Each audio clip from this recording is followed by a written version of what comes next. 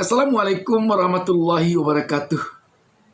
Dengan saya Bustami Darda, sahabat BN, ada yang menarik pada sidang pembacaan putusan tentang penghapusan ambang batas 20% untuk calon presiden dan calon wakil presiden di Mahkamah Konstitusi baru lalu.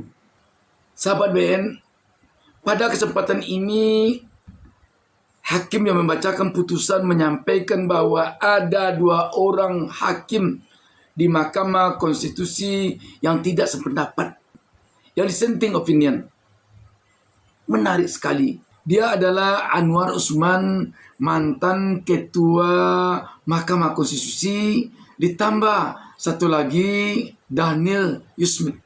Sebagaimana kita ketahui bahwa Anwar Usman adalah mantan Ketua Mahkamah Konstitusi yang diberhentikan oleh Majelis Kehormatan Mahkamah Konstitusi (MK) karena terbukti oleh MK Anwar Usman melakukan pelanggaran etik berat ketika lahir putusan MK nomor 90 yang memuluskan pencalonan Gibran Rakabuming Raka sebagai cawapres. Kita tahu Gibran adalah putra sulung Presiden ke-7 Joko Widodo. Anwar Usman, sang ketua Mahkamah Konstitusi waktu itu, adik iparnya Presiden Joko Widodo dan pamannya Gibran. Pada kesempatan ini, dia yang tidak setuju dengan putusan Mahkamah Konstitusi ini. Tambah satu lagi, Daniel Yusmik. Apa penyebabnya ini? Siapa sesungguhnya 2 hakim ini, sahabat BN? Terhadap putusan Mahkamah Agung terdapat 2 hakim yang berpendapat berbeda, yaitu Hakim Konstitusi Anwar Usman dan Hakim Konstitusi Daniel Yusmik P.Poe, bahwa dissenting dimaksud tidak dianggap diucapkan, namun pada pokoknya 2 hakim tersebut berpendapat bahwa para pemohon tidak memiliki kedudukan hukum atau legal standing, sehingga seharusnya Mahkamah tidak melanjutkan pemeriksaan pada pokok permohonan. Awal tahun 2025, dunia politik Indonesia benar-benar penuh kejutan. Dimulai dari nama mantan Presiden Joko Widodo yang masuk finalis pemimpin terkorup dunia versi Lembaga Investigasi Anti Korupsi Dunia (OCCRP), temu mantan Gubernur Jakarta menyongsong 5 abad kota Jakarta yang tidak dihadiri Jokowi, dan terakhir permohonan pengujian pasal 222 Undang-Undang Nomor 7 Tahun 2017 tentang penghapusan ambang batas pencalonan presiden dikabulkan oleh Mahkamah Konstitusi walau ditentang 2 hakim termasuk mantan Ketua Mahkamah Konstitusi, ipar Joko Widodo, Anwar Usman. Hal yang menarik dari penghapusan ambang batas pencalonan presiden adalah Hakim Mahkamah Konstitusi menjadikan fenomena skenario terciptanya calon tunggal melawan kota kosong di pemilihan kepala daerah sebagai salah satu dasar pertimbangan. Seperti diketahui, pada Pilkada tahun 2024, hampir saja pemilihan kepala daerah di sebahagian besar wilayah Indonesia diikuti oleh calon tunggal. Hal ini muncul setelah partai-partai pengusung Prabowo Gibran pada Pilpres 2024 mengajak partai lain bersatu menciptakan skenario menghadirkan hanya 1 calon atau calon tunggal melawan kota kosong di berbagai daerah. Hal ini dimungkinkan karena PDI Perjuangan, satu-satunya partai peraih suara di parlemen yang tidak tergabung dalam koalisi ini, tidak memenuhi syarat ambang batas pencalonan untuk bisa mengusung sendiri. Beruntung bahwa dengan adanya putusan MK nomor 60 yang memberi keringanan ambang batas pencalonan berhasil membuyarkan ambisi Kimples menciptakan skenario calon tunggal memaksa rakyat memilih hanya pilihan mereka. Seperti Jakarta misalnya, andai putusan MK nomor 60 tidak keluar, maka pasangan Pramono Anung Rano Karno yang sekarang menjadi gubernur terpilih pilihan rakyat Jakarta tidak akan bisa ikut berkompetisi. Nampaknya fenomena bersatunya partai di mata para hakim konstitusi merupakan ancaman serius terhadap pembungkaman hak kedaulatan rakyat dalam menentukan pilihan mereka sendiri. Bisa dibayangkan jika putusan Mahkamah Konstitusi ini tidak dikeluarkan, dan pemilihan presiden tahun 2029 masih menggunakan produk pasal 222 Undang-Undang Nomor 7 Tahun 2017 yang mewajibkan syarat pencalonan presiden dan wakil presiden harus diusung partai politik atau gabungan partai politik yang memiliki kursi minimal 20% di parlemen atau minimal 25% perolehan suara sah, dan partai Kimples bersatu hanya mengusung 1 calon, maka dapat dipastikan pemilihan presiden tahun 2029 hanya akan diikuti 1 calon tunggal. PDI Perjuangan yang menjadi partai oposisi sejauh ini tidak memenuhi syarat untuk mengajukan calon sendiri karena perolehan kursi di DPR RI pemilu tahun 2024 ini hanya meraih 110 kursi atau 19,6% dan hanya memperoleh 16,72% perolehan suara sah. Dan mungkin dengan dasar pertimbangan itu jugalah yang menjadi dasar pertimbangan Hakim Anwar Usman dan koleganya Hakim Daniel Yusmik Pancastaki Foek untuk berusaha menolak putusan hakim yang lain. Ya, di amar putusan yang dibacakan oleh Ketua Mahkamah Konstitusi Hakim Suhartoyo, disebutkan bahwa kedua hakim ini, yaitu Hakim Anwar Usman dan Hakim Daniel Yusmik Pancastaki Foek mengeluarkan pendapat berbeda atau dissenting opinion yang pada pokoknya menolak permohonan para pemohon dan bermaksud mempertahankan ambang batas pencalonan presiden minimal 20% perolehan kursi di DPR atau minimal 25% perolehan suara sah. Kedua hakim ini adalah juga hakim yang sama yang meloloskan uji ambang batas usia calon wakil presiden yang berhasil meloloskan Gibran sebagai calon wakil presiden. Anwar Usman adalah ipar kandung Jokowi, sedangkan Daniel Yusmik Pancastaki Foek adalah hakim yang dipilih sendiri Jokowi pada tahun 2020 menggantikan Hakim I Gede Dewa Palaguna yang sudah memasuki masa pensiun. Jadi ini sahabat BN, baru kita tahu bahwa dua orang hakim ini ada semacam benang merah yang tidak bisa diputus dengan Presiden ketujuh kita Joko Widodo. Anwar Usman adik iparnya Jokowi.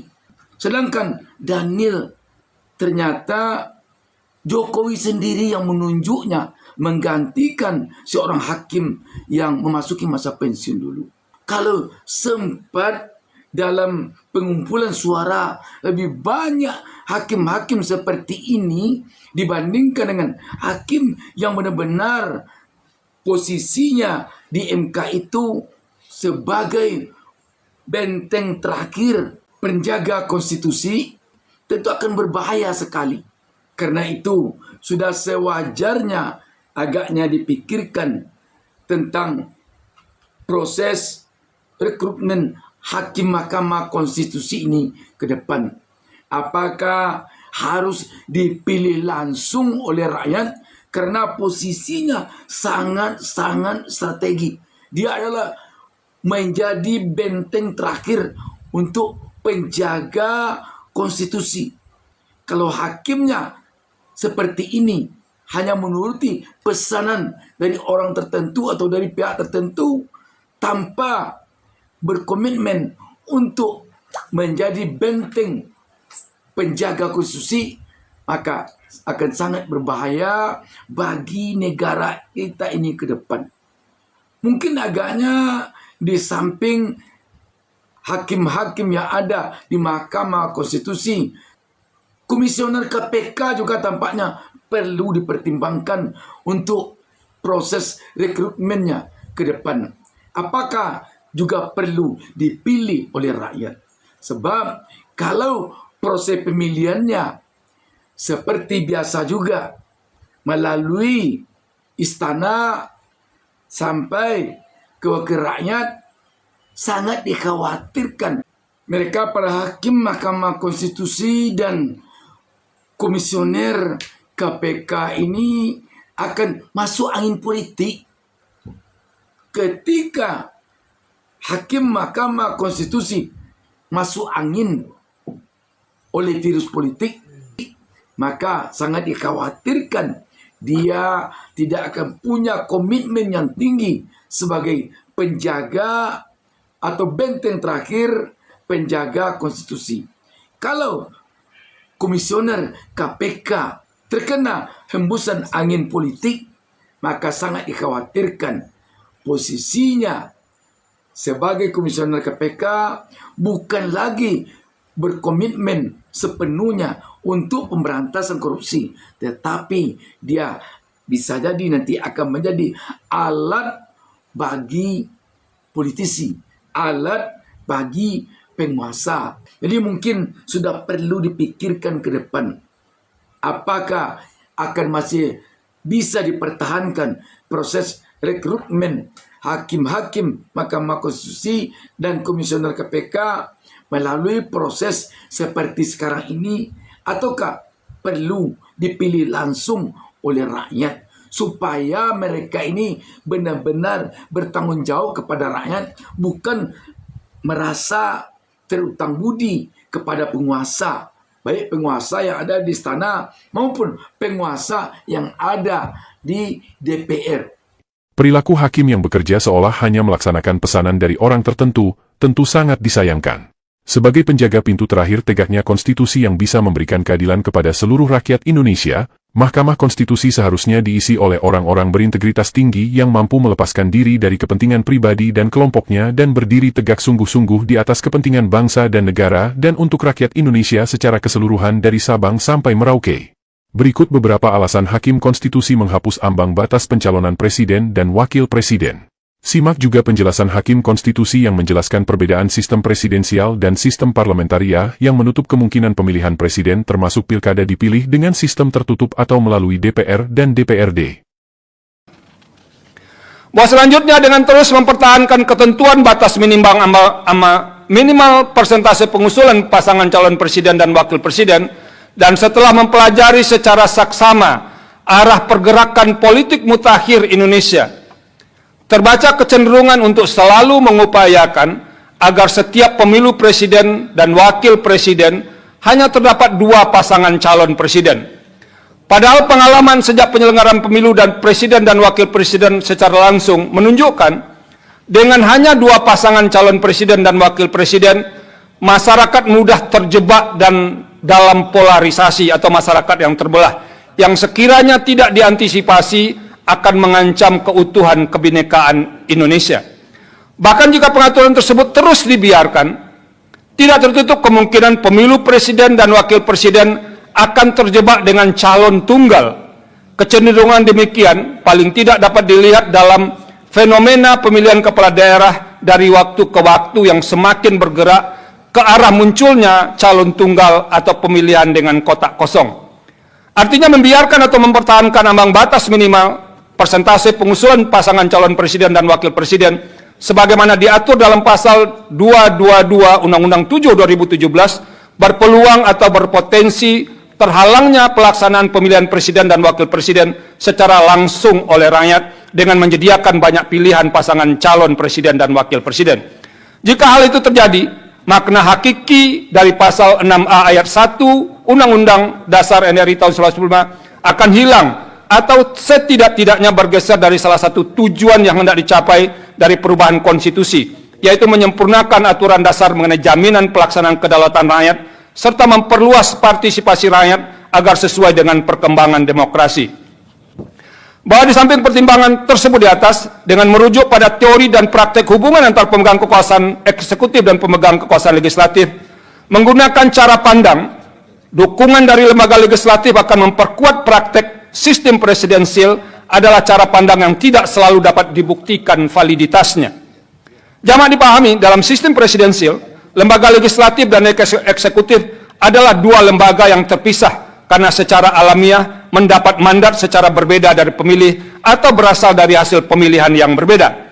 Dalam konteks itu, sekalipun pemilu anggota legislatif dan pemilu presiden dilaksanakan secara serentak, namun sejatinya mandat rakyat atau mandat pemilih diberikan terpisah kepada kedua lembaga tersebut. Berbeda dengan sistem presidensial, pemilu dalam sistem parlementer hanya untuk memilih anggota parlemen. Karena hanya untuk memilih anggota legislatif atau parlemen, hasil pemilu anggota parlemen akan menjadi penentu pembentuk kekuasaan eksekutif. Oleh karena itu, menggunakan ambang batas minimal persentase pengusulan pasangan calon presiden dan wakil presiden berdasarkan perolehan suara kursi di DPR sejatinya memaksakan logika sistem parlementer dalam praktek sistem presidensial Indonesia. Apabila diletakkan dalam salah satu gagasan besar perubahan Undang-Undang Dasar 1945, yaitu dalam rangka memurnikan sistem presidensial, cara pandang tersebut adalah tidak sejalan dengan semangat awal dilakukan perubahan Undang-Undang Dasar 1945. Paling tidak, semangat tersebut tidak sejalan dengan tujuan perubahan Undang-Undang Dasar 1945 sebagaimana telah dipertimbangkan dalam subparagraf 3.24.1 tersebut di atas, yaitu menyempurnakan dasar penyelenggaraan negara secara demokratis dan modern, antara lain melalui pembagian kekuasaan yang lebih tegas, sistem saling mengawasi, saling imbang, bukan hanya secara teori, studi perbanding atau comparative study, sebagaimana telah dipertimbangkan pada subparagraf 3.24.5 di atas, menunjukkan negara-negara yang menerapkan sistem presidensial multipartai seperti Indonesia sama sekali tidak menggunakan ambang batas minimal persentase pengusulan pasangan calon presiden dan wakil presiden. Hal tersebut diperkuat hasil studi misalnya di negara-negara Amerika Latin yang kebanyakan menganut sistem presidensial dengan model kepartean majemuk, tidak mengenal ambang batas minimal persentase pengusulan pasangan calon presiden dan wakil presiden. Tidak hanya itu, Amerika Serikat sebagai negara yang kerap menjadi rujukan dalam dinilai paling mapan dalam praktek sistem presidensial, tidak mengenal ambang batas minimal persentase pengusulan pasangan calon presiden dan wakil presiden. Bahwa keberadaan pasal 6A ayat 2 Undang-Undang Dasar NRI tahun 1945 tidak dapat dilepaskan dari pasal 6A ayat 5 Undang-Undang Dasar NRI tahun 1945. Secara tekstual, pasal 6A ayat 5 Undang-Undang Dasar NRI tahun 1945 memberikan delegasi untuk diatur lebih lanjut dalam undang-undang. Artinya, meskipun mendapat delegasi, pengaturan yang dibuat berdasarkan delegasi tersebut harus tetap tunduk kepada pembatasan yang dikehendaki oleh norma pokok yang memberikan delegasi kepada undang-undang. Dalam hal ini, apabila ditelusuri di salah pembahasan pasal 6A Undang-Undang Dasar NRI tahun 1945, pendelegasian dimaksud hanya ditujukan untuk mengatur lebih lanjut hal-hal yang berkenaan dengan tata cara pelaksanaan pemilihan presiden dan wakil presiden, bukan berkaitan dengan persyaratan pengusulan pasangan calon presiden dan wakil presiden. Andai pun hendak mengatur persyaratan, substansi pengaturan tersebut tidak boleh bertentangan dengan syarat-syarat yang sudah diatur dalam Undang-Undang Dasar NRI tahun 1945. Dalam hal ini, ketentuan pasal 6A ayat 2 Undang-Undang Dasar NRI tahun 1945 secara expressis verbis menyatakan pasangan calon presiden dan wakil presiden diusulkan oleh partai politik atau gabungan partai politik sebelum pelaksanaan pemilihan umum. Artinya, sepanjang partai politik sudah dinyatakan sebagai peserta pemilihan umum pada periode yang bersangkutan atau pada saat penyelenggaraan pemilu berlangsung, partai politik dimaksud memiliki hak konstitusional untuk mengusulkan pasangan calon presiden dan wakil presiden. Berkenaan dengan hal tersebut, Mahkamah perlu menegaskan, sekalipun pengusulan pasangan calon presiden dan wakil presiden merupakan bentuk hak partai politik peserta pemilu, karena hak tersebut menyangkut kepentingan pemenuhan hak konstitusional warga negara atau pemilih, maka hak konstitusional partai politik peserta pemilu maksud sekaligus mengandung kewajiban untuk dilaksanakan.